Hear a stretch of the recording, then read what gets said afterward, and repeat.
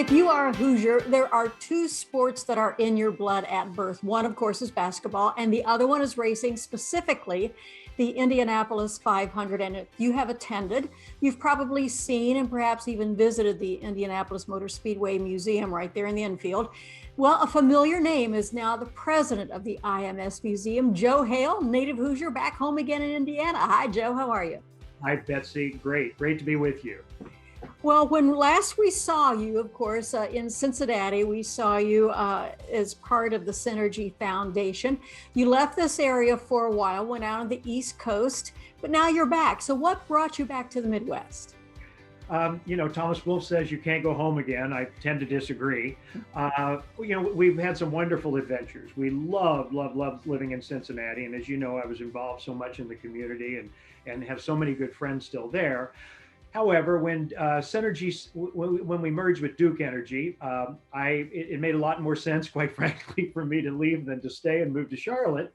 So we moved out east and on Nantucket, and Jim Rogers, who was the CEO of Duke Energy, Cinergy Corp, and I started a not-for-profit called the Global Bright Light Foundation, where we provided solar lights to off-grid families in developing countries. These lights also would charge a cell phone, which was very important, regardless of where you are in the world. So we grew that to the biggest nonprofit like that in the world, and I found myself in Rwanda or Nepal or Guatemala every month. Said I'd do it 5 years. Did it for 5 years, passed it on to a young guy, and thought I'd retire for a little bit, and that lasted a week. And I got a call from a headhunter about the cultural center on Nantucket. And it had been losing some money, and they needed to kind of stabilize it. So I said, I'll give you five years. And 5 years was up at the end of last year. And I got a call from an old friend of mine here in Indiana, Mark Miles. Now, Mark he's done a lot of things. He chaired the Super Bowl here in Indianapolis back in the day when we had the National Sports Festival, had the Pan American Games here. And Mark became the CEO of the Motor Speedway. And then, of course, Roger Penske came in last year and bought it and is investing a lot of money in the track itself and in the racing. And the museum, as you said, is right inside. It's the first thing you see when you drive in. It's a pretty iconic structure. We are a separate 501c3 in the middle of the 500. Roger Penske, who ironically, his wife, Kathy Penske, was on my board in Nantucket at the Dreamland Theater Cultural Center. And now, of course, Roger owns the 500. So together, I think we've got some big plans for this museum. And I guess the most important thing is now that you are open, of course, with everything else being closed or limited hours, the museum is back open and back operating now. It is. I mean, we're taking your temperature. You got to wear a mask, obviously, but we are open, and we're actually we're limited capacity, certainly, but we're reaching that limited capacity. So there's such a built-up demand for people to get out and experience things again, as you well know. And we're planning on having the 500 this year at this time. There will probably be some stipulations about attendance. It might be somewhat limited, but we want the race to happen on Memorial Day. And I think everybody wants that race to happen on Memorial Day. It is such a part of Americana, not just, for Indiana, but really for the racing world.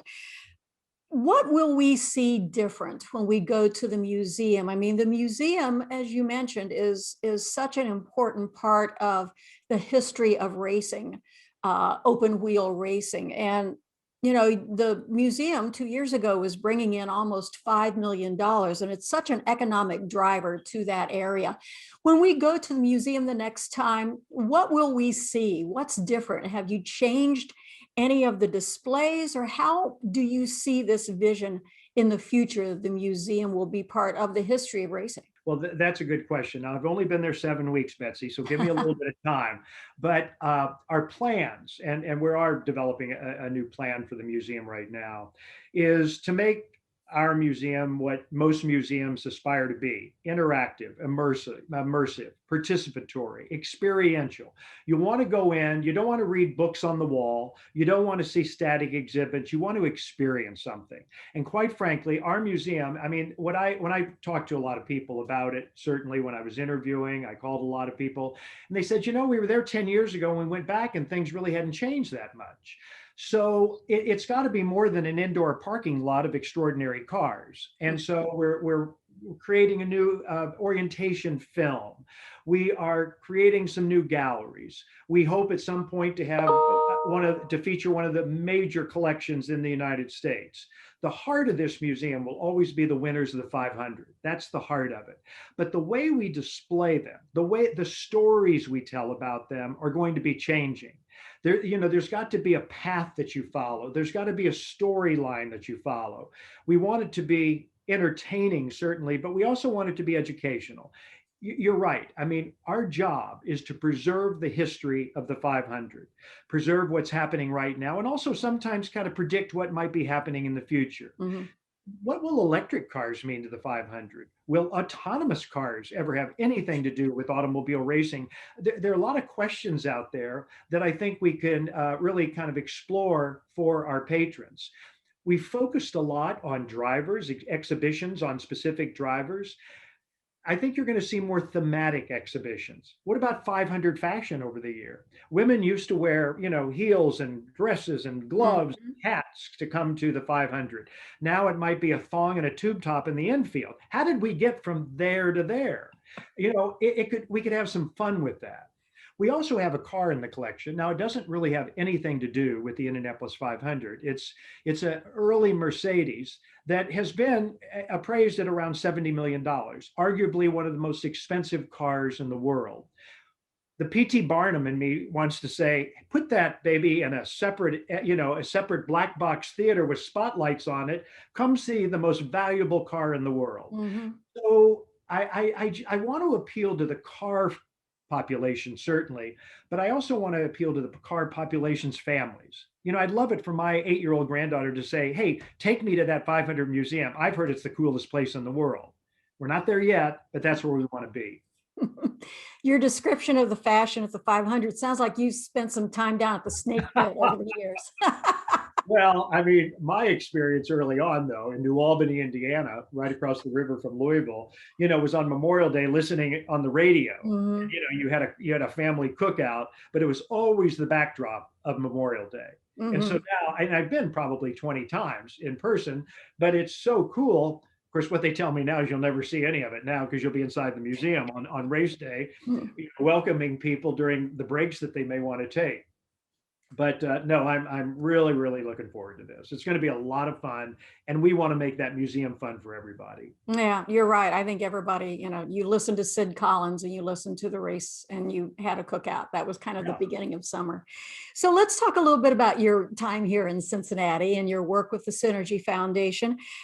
And of course, we knew each other from the work at the Flying Pig, but I think that there was no one that really immersed himself or herself into the community the way you did with the foundation. I mean, you really changed lives with the work that you did here. Well, I love community involvement. I mean, and I search for ways that I could find a way to add value to Cincinnati. As you know, I got very involved in Contemporary Arts Center and led the campaign to build the new Contemporary Arts Center. We took a real risk hiring Zaha Hadid. I mean, she designed at that point, I think, a ski jump in Germany, and a fire station. And I remember going to Dirk Jager, the head of Procter & Gamble at the time, with Zaha. She started making these crazy sketches, and he said, just tell me where the door is. and so we took a risk with her because it was her first building. And now, unfortunately, she died a few years ago. But I mean, she's world renowned. And I remember waking up the Sunday morning after we opened the Contemporary Arts Center, reading the New York Times, and they called it the most important building built in America since the Cold War. So I thought, aha, we made the right decision. But probably the organization and the activity that really, really resonates with me, and I just have the fondest memories, is creating with Bob Coughlin and Iris and everybody the Flying Pig Marathon. I mean, everybody thought it was a crazy name at first. Would anybody come? And to see it grow, what is it, 22, 23 years old now, and literally one of the best marathons in the world. And one of my favorite days of being in Cincinnati is I was running a bunch of marathons myself and raising money for the March of Dimes, and one on each continent in 7 months. And I kept going, and then finally blew out my hip in Dubai at the Dubai Marathon. So Mm. I couldn't run it. And I was chair that year, and I got to stand at the finish line and congratulate everybody that came across the finish line. It's such an accomplishment for most people to run a race like that, and to be able to be there and congratulate them. One of the days I'll always remember. It is unlike anything else because everyone is happy and everybody celebrates. Whether you run a 5K or you run a marathon, everybody is happy. But you mentioned your 7 marathons, 7 continents, 7 months, raising money for the March of Dimes. Of course, that has been a cause of yours since you were a kid. And I have to think back about the March of Dimes, the fight against polio, the Salk and Sabin vaccines. That has to resonate with you in this world that we're living in now, because it's so similar, I think, to what we went through with polio.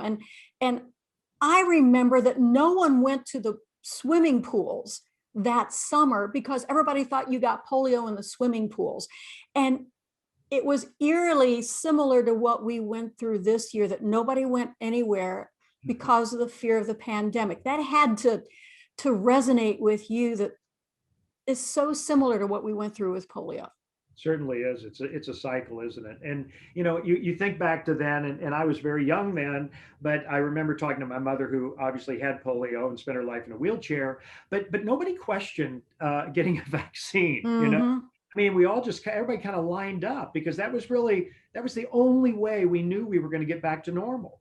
And I think, I think things are changing daily. I mean, I think more and more people are becoming more comfortable with the idea of getting a vaccine.